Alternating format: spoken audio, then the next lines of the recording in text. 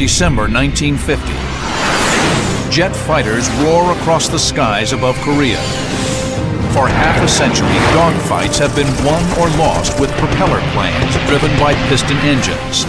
Now, for the first time in history, swept-wing fighters with jet engines slug it out at extreme altitudes and near supersonic speeds. American F86 Sabres head-to-head against the communist MiGs. Their contrails will write a new chapter in the annals of air warfare, in a place called MiG Alley. Experience the battle, dissect the tactics, relive the dogfights.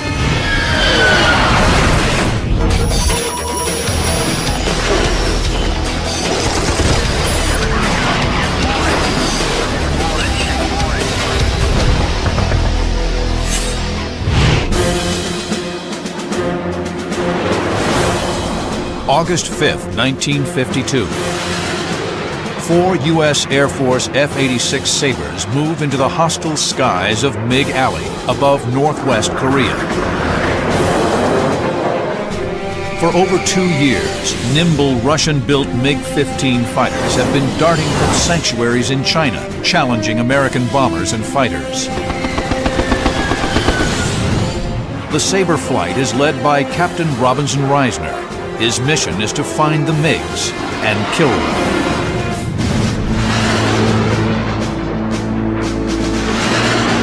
All eyes are outside the cockpit, scanning, searching for a contrail, a telltale flash of metal. Suddenly, there they are. 8 silver MiGs passing left to right, 1,000 feet below. Perfect setup. Too perfect. I can still remember seeing those MiGs below me. That was unusual. Anytime you saw MiGs below you, it was an exciting thing, but we learned quickly to suspect the situation. Reisner instinctively calls check 6. His wingman responds. Lead, we've got MiGs at 3 o'clock. 6 MiGs scream in from overhead, lethal cannon flashing. The Sabres are in a trap. Now they are the prey. Reisner calls a right brake. The Sabres stand on one wing, pull hard around. Neck muscles strain to keep heads upright against the heavy pull of G. The Sabres turn into the face of the enemy. Reisner is screaming headlong into his first life and death encounter in MiG Alley. 2 years earlier, on June 25, 1950, the North Korean People's Army swarmed across the 38th parallel, the dividing line between the Communist North and the Republic of South Korea. U.S. armed forces, under United Nations auspices, are committed to the fight. The North Koreans have the manpower and tanks, but their primitive air force is quickly shot to ribbons. American aircraft are free to roam the skies. Communist troop concentrations and supply lines are relentlessly pounded from the air. It had a great effect because we were able in a lot of circumstances to either curtail or certainly decrease the amount of enemy army activity. But then, in November 1950, the Americans are stunned by the appearance of new Soviet-built MiG-15 jet fighters. With a top speed of 670 miles per hour, the MiG is 100 miles per hour faster than older F-80 and F-84 jets in Korea.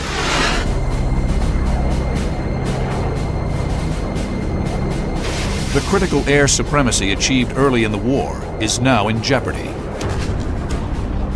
The MiG was built as a point interceptor.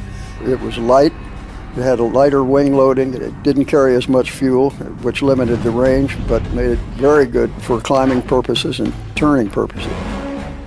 It was optimized to shoot down B-29s. That's why it had the heavy cannon armament that it did, 223 millimeters and a 37 millimeter. The cannon was really a surprising weapon. if the guy was within about 700 or 800 feet behind you and he fired it, you could feel the vibration in your rudder pedals. When that happened to you, you knew you better do something pretty quick, left or right, but don't stay where you are. The MiG-15s dash from bases in China, just across the North Korean border. Any aircraft venturing into a 6,000 square mile slice of airspace above Northwest Korea is vulnerable. American airmen call it MiG Alley. It is here that the fiercest air battles of the Korean War will be etched across the cold blue sky. The U.S. Air Force rushes the 4th Fighter Interceptor Wing to Korea. The 4th is equipped with the new F86 Sabre jet. It is the only airplane in the Western arsenal that approaches the MiG's capabilities. The F86 was my very favorite plane that I've ever flown, which I used to kiddingly call my little sports car. The F-86 was a pure fighter. It was not intended to intercept or shoot down enemy bombers, but it was meant to take on enemy fighters, destroy them, and achieve air superiority. The Sabre is a strong, maneuverable, and stable gun platform, the very qualities needed in a good fighter aircraft. Although the Sabre is slightly faster in the crucial areas of rate of climb and altitude, the MiG is superior. That's assuming that you got the same pilots operating both of them. One of the main things that we enjoyed over the communist aircraft was that our pilots were better trained and we had better tactics eventually. F-86s launched their first combat air patrols into MiG Alley in December 1950. Captain Bruce Hinton takes first blood for the Sabre on December 17th. The F-86s do well. But there are 400 MiGs based across the Yalu. In 1950, there are fewer than 50 Sabres in Korea. Even though outnumbered, the experience and esprit of the Sabre pilots makes the critical difference in MiG Alley. It's called flight suit attitude. Robbie Reisner has it. Arriving in Korea in the spring of 1952, Reisner's flying skills are quickly recognized. He soon advances to flight lead status. Today, in MiG Alley, Reisner's Sabre flight has just been jumped by 8 MiG-15s. They normally had high escort. My wingman called out. We had more MiGs coming in on our 3 o'clock position, making a pass on us. The MiGs are higher and have the speed advantage. If the Sabres continue straight and level, they present broadside targets to the MiGs. If they turn left, the MiGs will attack from the rear. Reisner's only option is to turn directly into the attackers, presenting a smaller cross-section while forcing the MiGs to overshoot. Reisner calls a hard break into the MiGs. Being a typical fighter pilot, flying that wonderful F-86, we weren't really concerned about these guys. We didn't want them to hit us, though. So we broke into them, made a high G turn into them. The abrupt maneuver derails the ambush. 2 MiGs overshoot and streak by.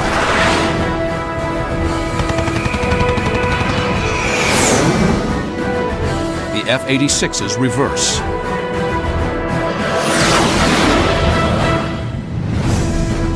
As the MiGs dive at the Americans, the Sabres make a hard climbing turn directly into them.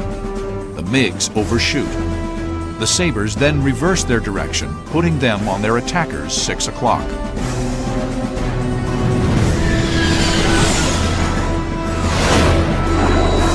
The tables have turned within seconds, the hallmark of jet-age combat in MiG Alley.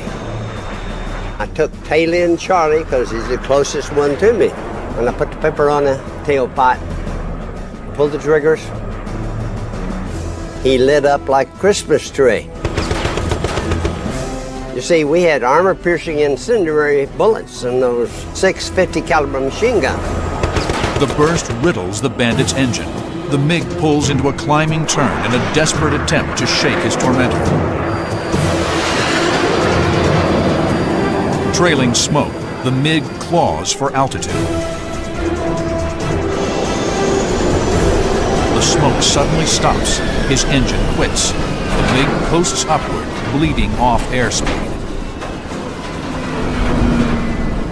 Reisner's F86 shudders as he chops power and pops his speed brakes to stay in trail. The MiG hangs suspended, motionless, then drops off into a spin. The F86 buffets as it too loses energy and enters a stall. Reisner kicks in left rudder, noses over, fires another burst into the spiraling MiG, only 300 feet away. It was a thrill to hear those guns chattering, because something was going to happen up in front, and sure enough it did.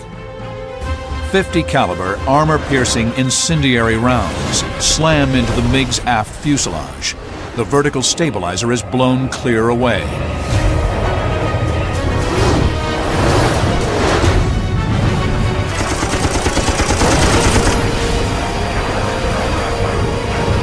The MiG pilot ejects. The fight is over. It is Reisner's first kill. I'll tell you, that was a grand feeling. We were doing what we were assigned to do, and that was to knock every MiG down we could. And that's what I did. But this fight is just a prelude. 4 months later, Reisner will lock horns with the best pilot he's ever seen in one of the most heart-stopping encounters of MiG Alley. September 15, 1952. Captain Robbie Reisner is leading a flight of 4 F-86s into MiG Alley. It's 4 months since his first kill.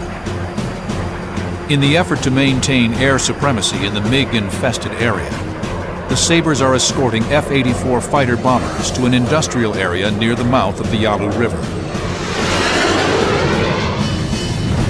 The mission profile puts Reisner's flight into a protective orbit over what is normally prohibited Chinese airspace, and directly above the largest concentration of MiG airfields in Manchuria. Midway into their protective sweep, the Sabres run into 4 MiGs. The MiGs bank away as if retreating from the area.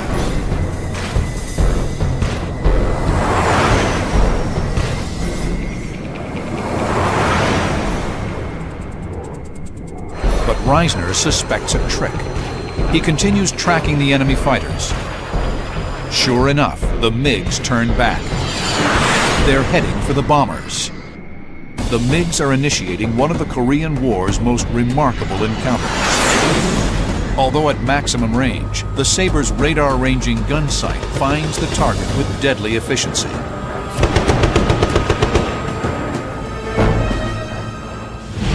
One of the technological advantages that the F-86 had over the MiG, as opposed to aerodynamic features, was that the 86 had a radar-ranging gun sight, and that meant that Sabre pilot could get a fast, accurate tracking solution on a maneuvering enemy target, and it would automatically compensate for the ballistic drop of those 50 caliber rounds. And when it was working properly, it was deadly accurate because the first round would likely impact on target. Reisner's machine guns shatter the MiG's canopy.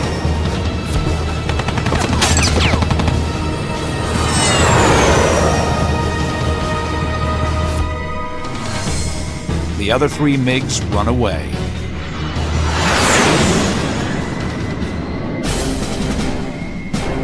Reisner, covered by his wingman, counters the MiG's turn. Fires another burst. The MiG initiates violent evasive action in an attempt to get Reisner off his tail. He noses over into a dive, rolls inverted, then rolls again. The MiG pilot demonstrates superb mastery of his machine. He will put Reisner's flying skills to the ultimate test. This is a special breed of aviator. When MiGs first encountered Sabres in 1950, they usually made diving attacks from higher altitudes. They rarely maneuvered or turned into the F86s to fire another burst.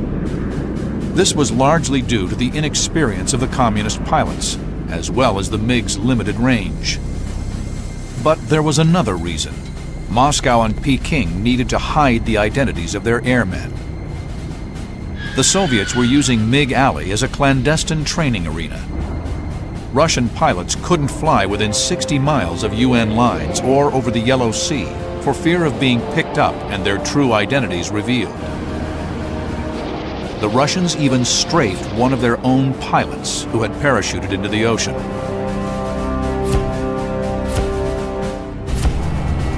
In the summer of 1951, the Soviets changed their tactics, replacing trainees with instructors and high-time fighter pilots, veterans of the Great Patriotic War.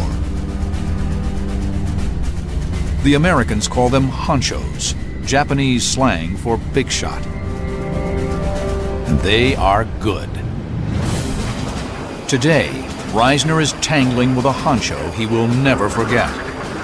The MiG was so aggressive. He also was so well trained, he did not intend for me to get right behind him and shoot him down.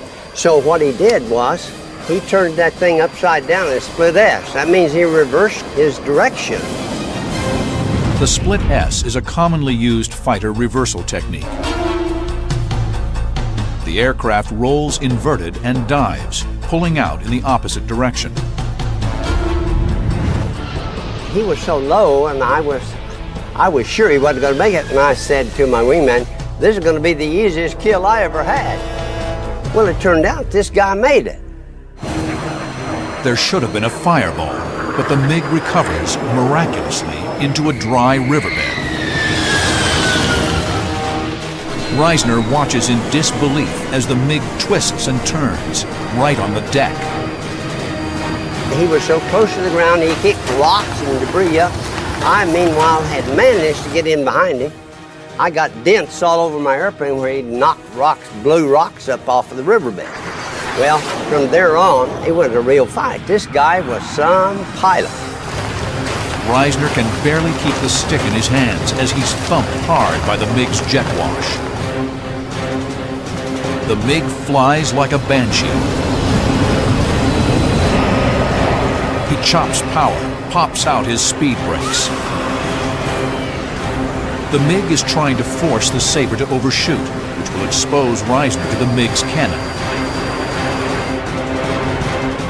Reisner counters by rolling his jet over the MiG, bleeding off airspeed while keeping on his adversary's 6 o'clock. Then, the MiG firewalls the throttle and accelerates away in a hard turn, pulling maximum G. He took me on a mad race, and I'd get in the shot at him every once in a while. We were tenacious as a bulldog. We just didn't want to turn him loose. The MiG reverses his turn. Another burst from Reisner. Parts of the tail fly off. The fuselage begins to smoke. Reisner can't believe his eyes.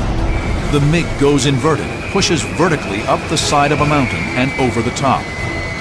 When that happens, you're putting negative G's on your body. Your eyeballs pop out about this far. The blood rushes to your head, you can get a red out. I wouldn't even attempt it. I have to do a half roll and pull down. Down again in the riverbed.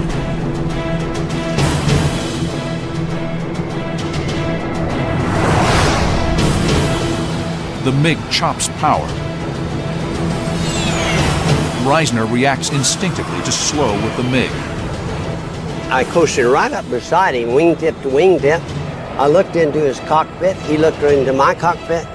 He raised his fist and shook it at me, and I thought, man, this is like the movies. But it's not a movie.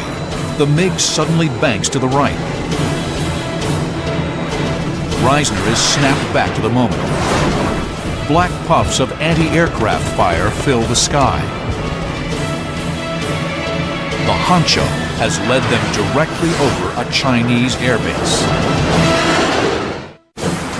September 15, 1952, a desperate but enormously skilled MiG pilot has led Robbie Reisner and his wingman on a wild, twisting chase all the way to his home base, Tak Tung Kao, 35 miles inside China. Anti-aircraft fire surrounds the Sabres. He was so low, he'd blowing dust off the runway. He must have called ahead and said, "Shoot these guys off of my tail." My wingman's name was Joe Logan. Then he said, "Hey, Lee, they're shooting at us." Well, they certainly were. And the guns were shooting from everywhere, and black explosions all around us. But it didn't concern me enough to turn him loose, I'll guarantee. I was behind him, and that's where I was going to stay, and I did. Reisner can't drop low enough for a clean shot. The MiG runs out of options, pulls up sharply into a climbing turn. When he ran out of runway and he pulled up, I was able to get an angle off, which I needed. I hit him heavy. The MiG's wing is shredded by the Sabre's guns. His only chance for survival is to land immediately, forcing or spiking the jet onto the ground, and hope for the best. Reisner has another idea. He never put his gear down.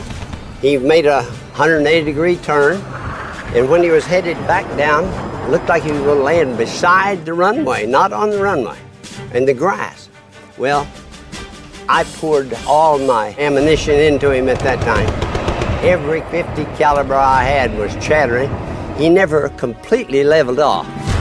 The MiG slams into the ground and explodes. Hot shards of burning metal and debris slice through a line of parked MiGs. Reisner's wingman exults at the fiery spectacle. And old Joe Logan was so enthusiastic, he said, "Hey, Lee, you just destroyed their Air Force." What a wonderful sight. The whole engagement has lasted some 5 minutes. The MiG is destroyed, but the mission is far from over. The Sabres must run a gauntlet of deadly radar-controlled anti-aircraft artillery to get across the Yalu and back to home base.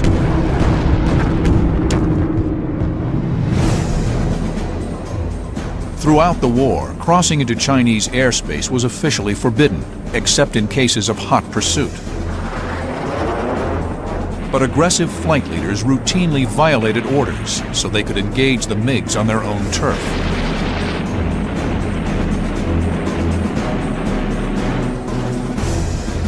Cruising for MiGs in Manchuria was conducted within a conspiracy of silence. Flight leaders chose wingmen who would play along and keep quiet. Squadron commanders didn't discuss it, and many rolls of incriminating gun camera film mysteriously disappeared. Leaving a trail of flaming MiG wreckage in their wake, Reisner and his wingman turned south, out of China. Joe Logan got hit in the belly with anti-aircraft fire. He started losing fuel, and I ran over and got under him to check him out. Well, it was evident he was not going to make it because he was really pumping that fuel overboard. The jets are over hostile terrain. The closest rescue point is Chodo Island, 100 miles to the south. It's too far away. Reisner is going to do something unprecedented. I had him throttled back gradually and let the nose down. And I don't know where I got the wild idea. Nobody had done it before. What I did was I hooked my nose in his tailpipe. In a display of superb airmanship, for over half an hour, Reisner repeatedly nudges his wingman's lifeless jet over the sea. With rescue planes in sight, Logan tells Reisner he'll see him back at Kimpo. Then he ejects. Now, Joe landed in the water. The choppers and the amphibians were having an argument who got to rescue him. Well, the choppers finally won by saying, "It's my turn. You got the last one."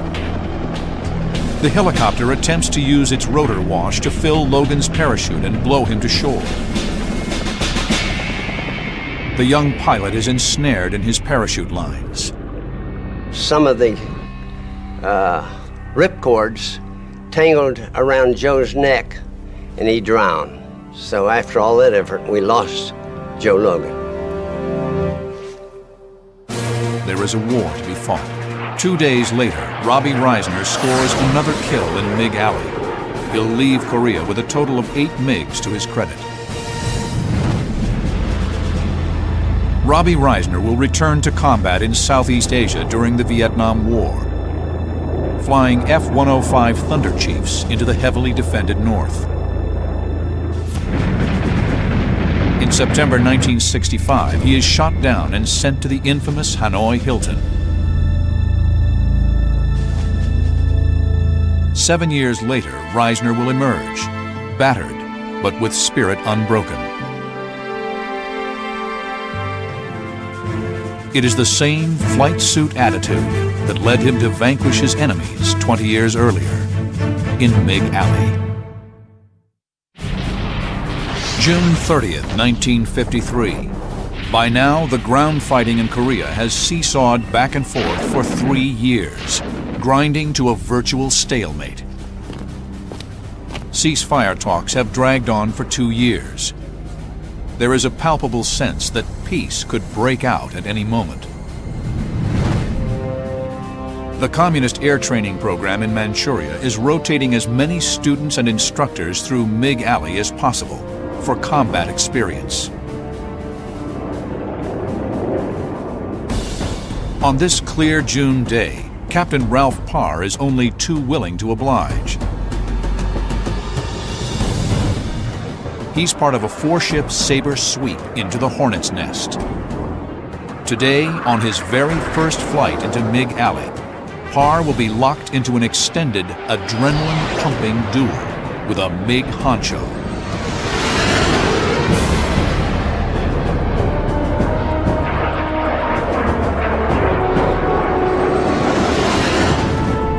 The flight leader is Vermont Gary Garrison, 335th Squadron Commander. The flight moves into combat spread. Parr sees movement at his 1 o'clock position. I called the flight out, and we had a flight of 16 MiGs flying almost opposite us.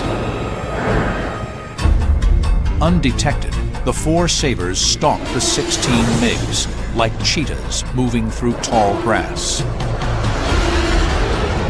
The MiGs don't know we're there, and we're closing on them, slowly. I'm doing everything but pushing my airplane by hand, trying to get it to go faster. I'm quietly saying to myself, "Don't shoot yet, Gary. Gary, don't shoot. Don't shoot yet."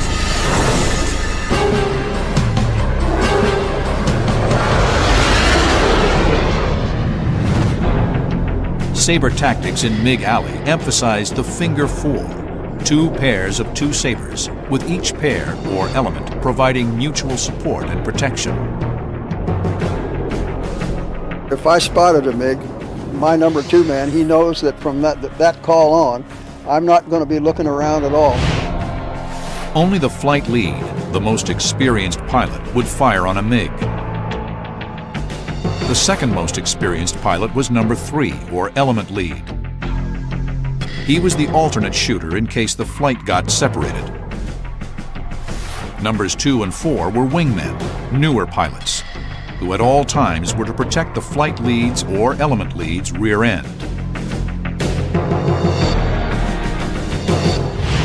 The high-speed combat of MiG Alley demanded hawk-like awareness and concentration.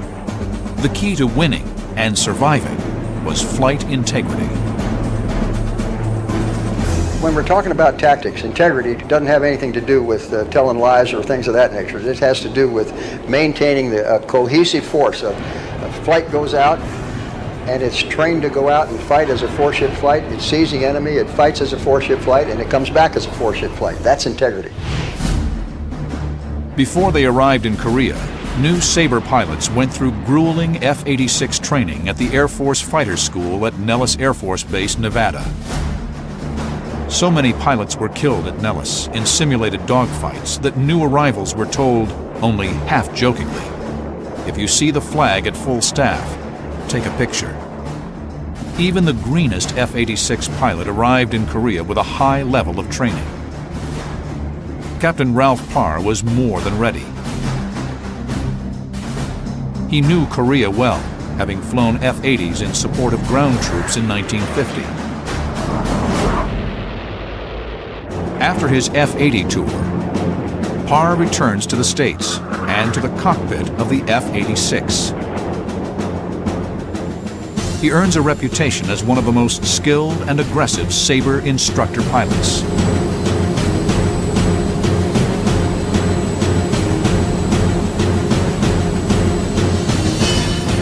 In fighter pilot lingo, Parr is a good stick, and he's champing at the bit to kill MiGs.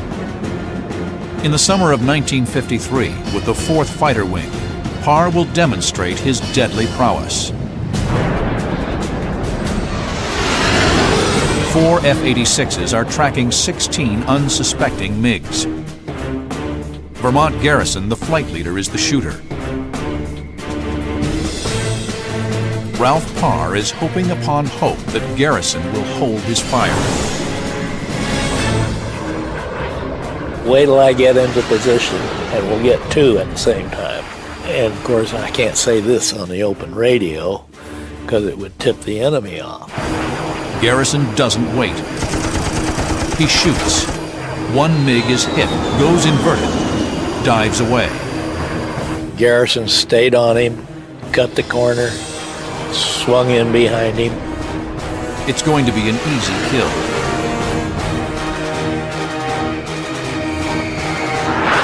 Garrison, followed by his wingman, dives after the smoking MiG.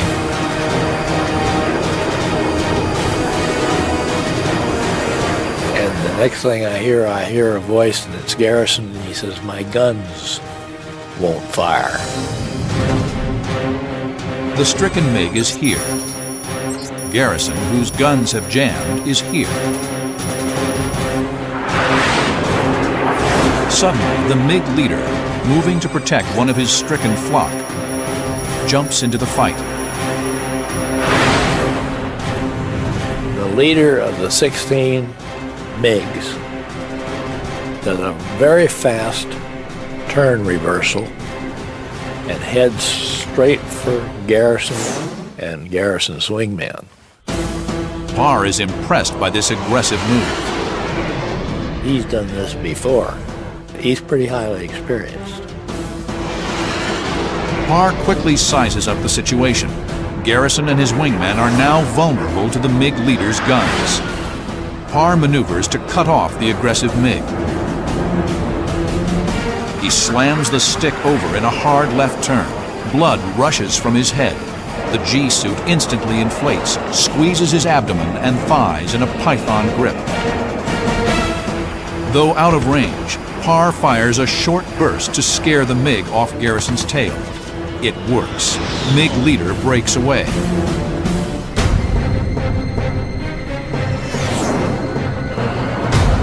Parr gives chase, maneuvers for a clean shot. I latched onto this guy at about a ballpark of about 1,800 feet and brought my pipper up and put the pipper on his fuselage, getting ready to shoot him. And he started his maneuvering. And we had a dogfight that lasted 6 minutes before the first shot was fired. MiG lead is a honcho and one hell of a pilot. He jinks frantically, turning hard left, then right. He throws his jet around the sky, rolling and twisting.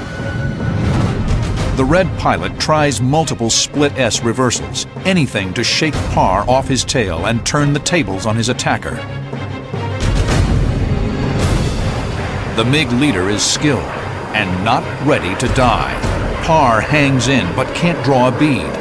This honcho may live to fight another day. It had reached a point where I didn't know whether I was going to know how to let him go or not. The MiG is sliding out of reach, but the Sabre has a technological edge that will decide the contest. June 30th, 1953. In MiG Alley, the battle has turned into a giant swirling furball, like something out of World War II, but faster and higher. Captain Ralph Parr is in the thick of it. We went into just a roaring gunfight between 20 aircraft, 4 of them ours. Fortunately for Parr, the machine in which he's staking his very existence had reached its ultimate expression by 1953. The F86A models that first went to Korea in December 1950 were excellent gun platforms. But they were heavier than the MiGs, and their 5,400-pound thrust engines couldn't get the Sabre up to the MiG's 50,000-foot altitude. They were also outnumbered, 8-1. In December 1951, the 51st Fighter Interceptor Wing joins the fight in MiG Alley. It's now roughly 130 Sabres to 350-plus MiGs. The 51st arrives with F86Es, which introduce the so-called flying tail to the Sabre. On earlier models of the F86, the elevator, or up and down control surface on the tail, was unresponsive near supersonic speed. The force of air made it impossible for the pilot to move the stick. A serious handicap in air combat. The E model's totally new flying tail is hydraulically boosted, providing positive elevator control, even at maximum airspeed.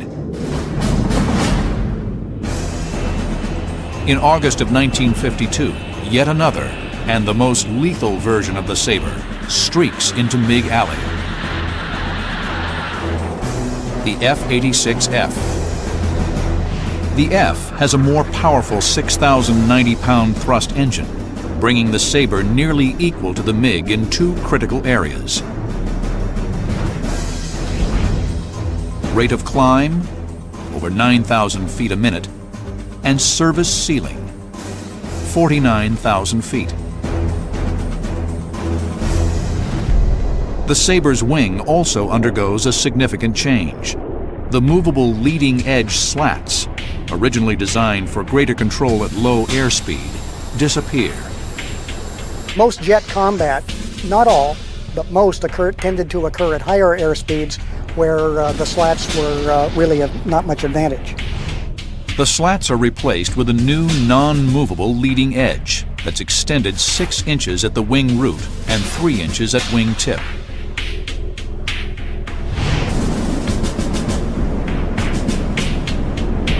The so-called hard or 6-3 wing increases the Sabre's maneuverability at high speeds.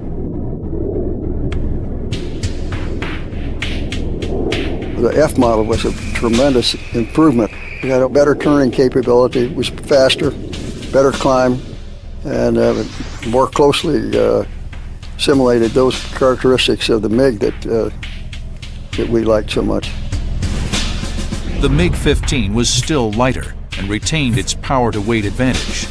But for the first time, the F-86 could maneuver with the MiG on equal terms up to 49,000 feet.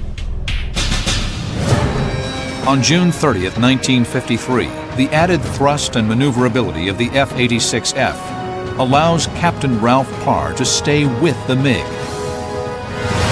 But he can't get into firing position against an experienced honcho. I could bring my gun sight right up to the airplane, but I couldn't get it on the airplane. In an attempt to get Parr off his tail, MiG leader rolls into another split S and dives. Parr goes inverted, pulls down. The move keeps him on the MiG's tail, still in the chase. At 3,000 feet, the jets pull out of the dive. Parr feels the crush of G on his chest as the horizon slowly reappears. Then, MiG leader raises his nose and slams the throttle forward. He's counting on his airplane's superior rate of climb to carry him clear of the Sabre's fangs. All the right moves, but the F-model Sabre has the electronic advantage. Parr's radar-ranging gun sight can reach out nearly 2 miles. So I just sat there and very calmly let the gun sight settle down, gave him about a 4-second burst, and shot him to ribbons.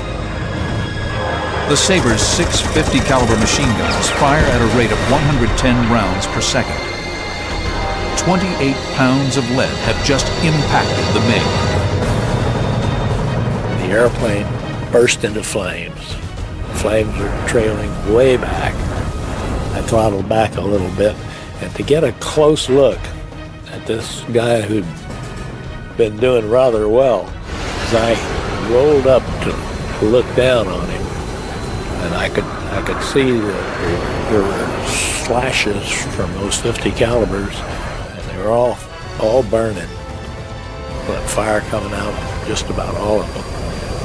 The canopy was broken. There was blood in the front end of the canopy and forward of the pilot. And the pilot was down, sort of hanging over his stick. Parr has scored his first kill in MiG Alley, but there's no time to savor the victory. About that time, I heard the distinctive 37 millimeter cannon going thump, thump, thump. If I could hear him, he was close. Too damn close. Another MiG, which had been following the fight from a distance, has moved in to avenge his leader's demise. Parr instinctively pirouettes. He snaps the Sabre's nose skyward into a hard climbing turn.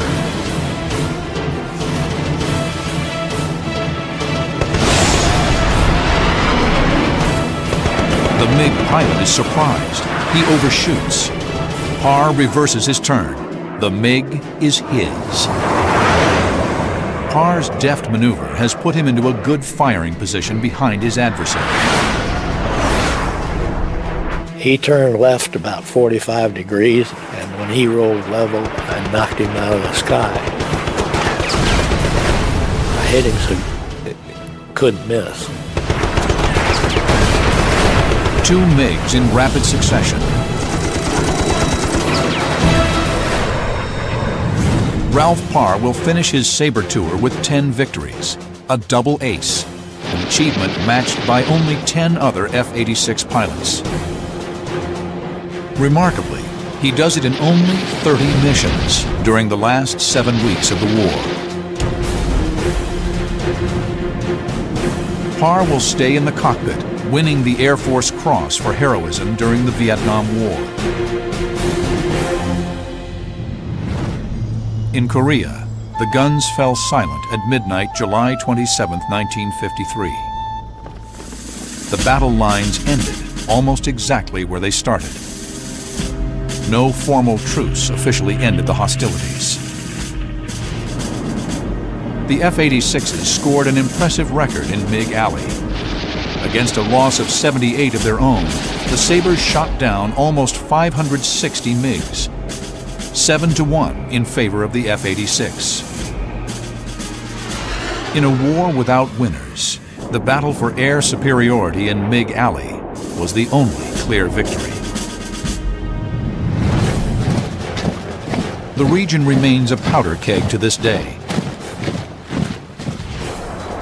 The sound of jets still reverberates through the mountains of the Korean Peninsula. Mach 2 capable F-15s and F-16s now take to the skies once patrolled by the F-86. In the north, MiG-15s have given way to MiG-21s and advanced MiG-29s. Long-range air-to-air missiles are the weapons of choice for these technological wonders. Should war return to Korea, these modern-day adversaries will engage from miles away. They will never face off in flashing dogfights that were the hallmark of MiG Alley.